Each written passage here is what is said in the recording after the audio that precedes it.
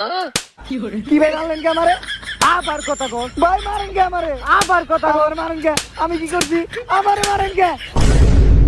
আব্বা, সকাল কয়টা বাজে? ঘুম থেকে কি উঠতো তোর বাপে? আব্বা আপনি তো ঘুম থেকে উঠছেনি। বাপের লগে মস্করা করো। আব্বা সকাল সকাল একটা স্বপ্ন দেখতেছিলাম, কত সুন্দর স্বপ্ন যে আমি টিকটকে অনেক বড় সেলিব্রিটি হয়ে গেছি। তারপর আমি দিয়াবাড়ি গেছি, আমারে দেখতে অনেক ফ্যান আইছে। হ, আর তখনই তোরে 4-5 জন চড়াইছে। আব্বা আপনি জানলেন কেমনে? এই একটু আগে খবরে দেখলাম যে দিয়াবাড়ি যে এক সেলিব্রিটি টিকটকার, দেখতে চুরের মতো, নাম দিছে প্রিন্স। প্রিন্স আব্বা প্রিন্স মুমিনুল। হ হ হ, এই কি হইছে আব্বা? আমি তার বিগ ফ্যান। মাইর খাইছে। আর তুই এত সুন্দর বিছনা থেকে নিচে ঘুমাইতেছিস কে? আব্বা আমি একজন টিকটকার, বিছানায় তো সাধারণ মানুষ ঘুমায়, আমি যা করি সবই ইউনিক। তোর মারে কইছিলাম সময় মতো তোরে পোলিও টিকাটা খাওয়াই নিতে, নইলে আজকে এই দিনটা দেখতে হইতো না। তোর জন্ম সময় তুই ছেলেকে একটা মূল্যবান অঙ্গ ছাড়া জন্ম নিছিলি। অনেকে আমার অনেক কথা কইছে, তাতে আমার কোনো দুঃখ লাগে নাই। যতটা দুঃখ লাগে তুই বড় হওয়ার পরে এই টিকটক করাতে। আব্বা এরকম অপমান করে কথা কওয়া ঠিক না, টিকটকার গো একটা ভবিষ্যৎ আছে। তুই আমার এই হাতের সিপাই টাকা।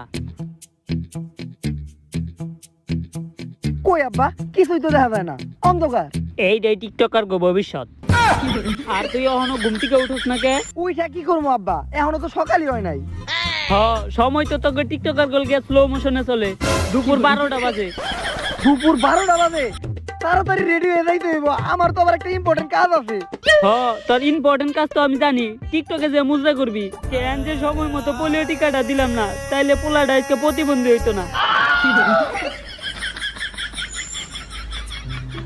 আম্মা পেস্ট কই? দেখ বাথরুমের ভিতরে। বাথরুমের ভিতরে আম্মা কইছে, তার মানে বাথরুমের ভিতরেই পেস্ট।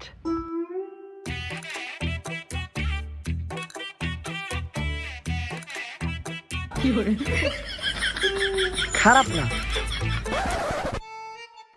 আম্মা, এই নতুন পেস্টটা কিন্তু খারাপ না। সমস্যা হইলো ফ্লেভার ননটা ননটা, আর গন্ধটা বেশি ভালো না। তুই এটা কি দিয়ে দাঁত মাজছস? কেন পেস্ট?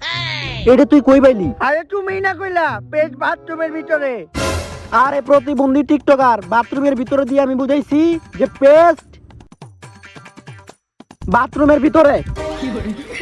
তাহলে আম্মা আমি যে দাঁত মাজতাছি এইটা কি? প্রতিটা টিকটকের মাথায় যাতা হ্যাঁ কি? গু।